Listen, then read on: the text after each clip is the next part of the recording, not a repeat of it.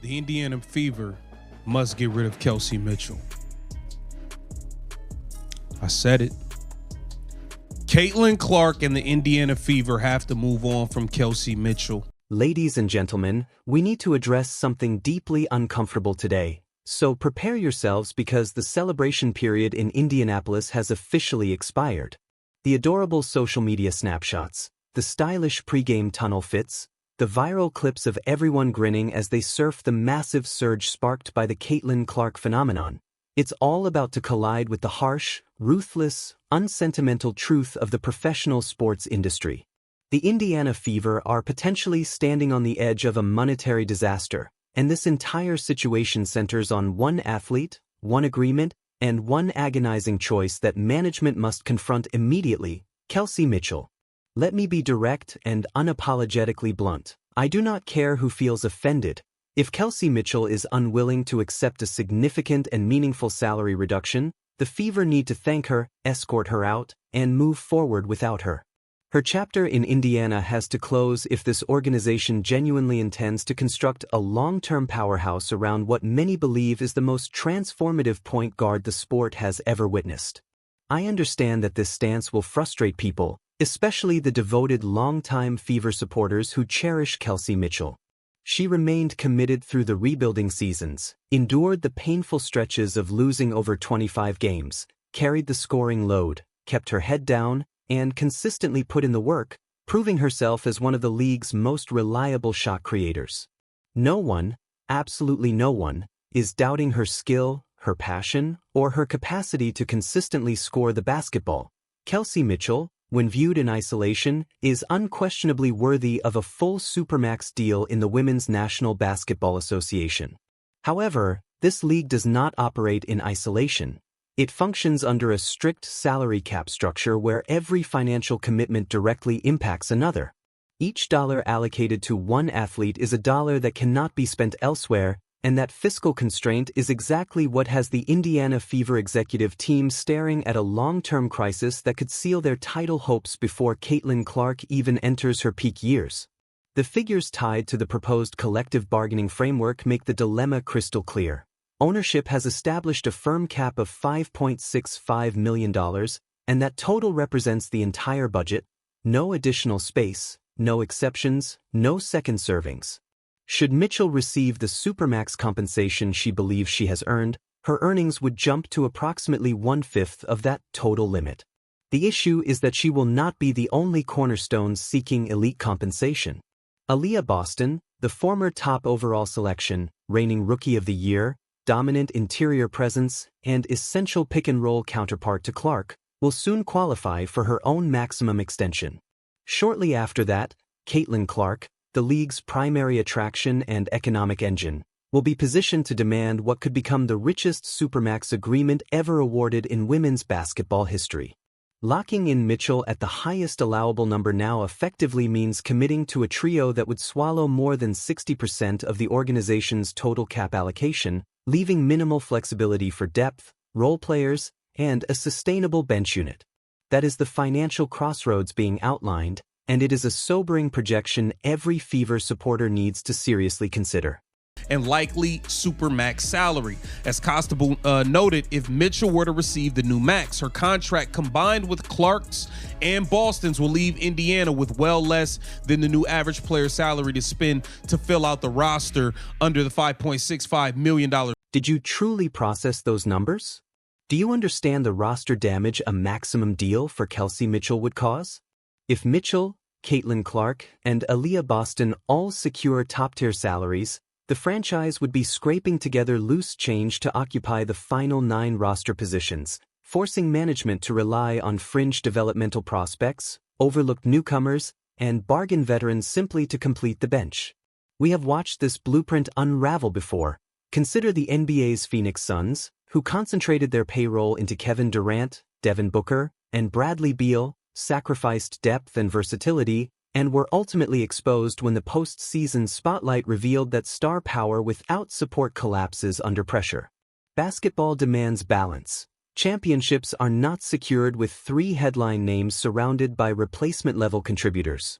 And this is where the emotional cost enters the picture. Because awarding Mitchell that massive contract doesn't just tighten finances, it reshapes the locker room entirely. Committing that level of money likely means parting ways with Lexi Hull and Sophie Cunningham, dismantling the very chemistry that energized last season's run and weakening the internal structure that held everything together.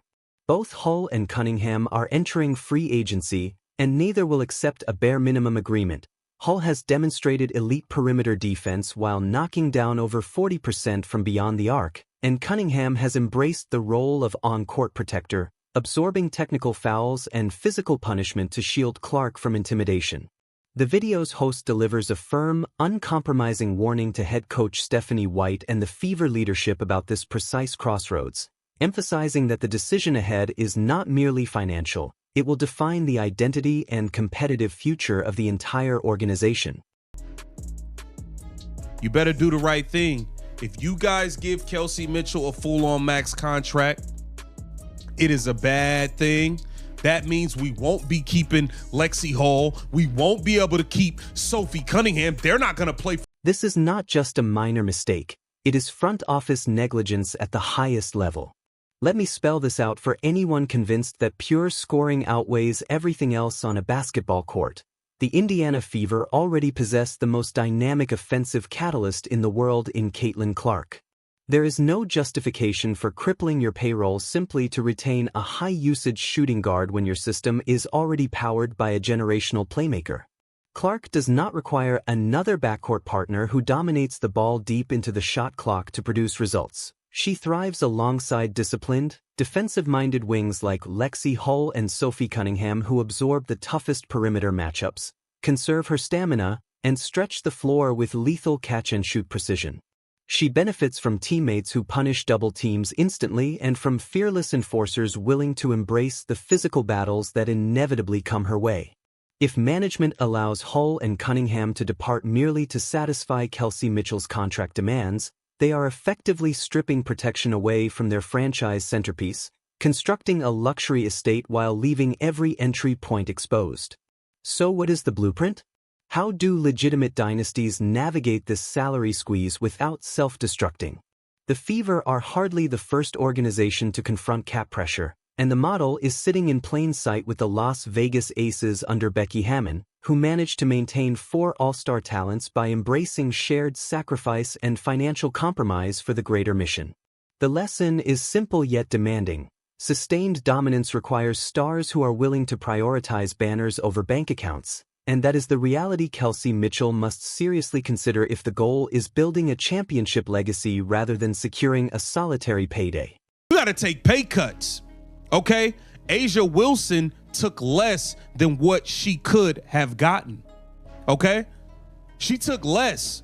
Wilson wasn't the highest paid player in the league or even on her team last year. That was Jewel Lloyd. A'ja Wilson, the undisputed MVP of the league, the greatest player in the world right now, intentionally left 20% of her maximum salary on the negotiating table. Why? Because she is not stupid. Because she wanted to win rings.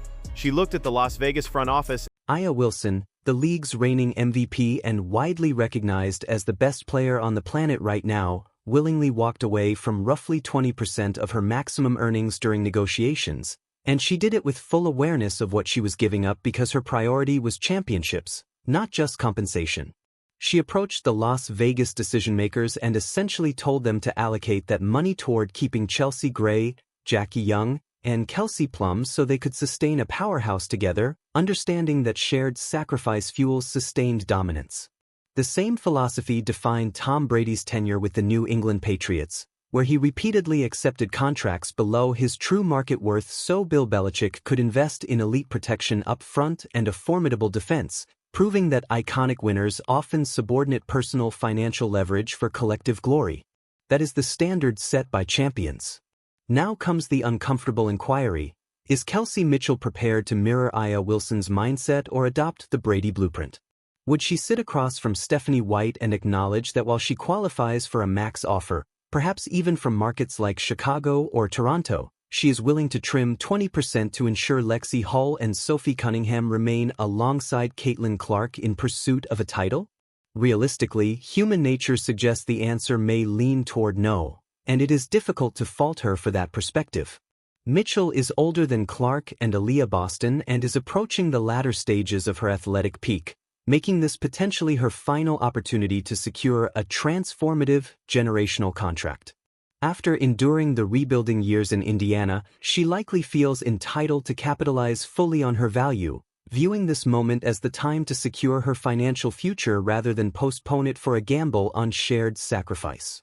Beyond the financial implications, there is an undeniable pride factor woven into this situation, because asking a seasoned veteran who once carried the franchise to accept reduced pay and a diminished spotlight behind a 22-year-old phenom requires rare humility that few elite competitors naturally embrace.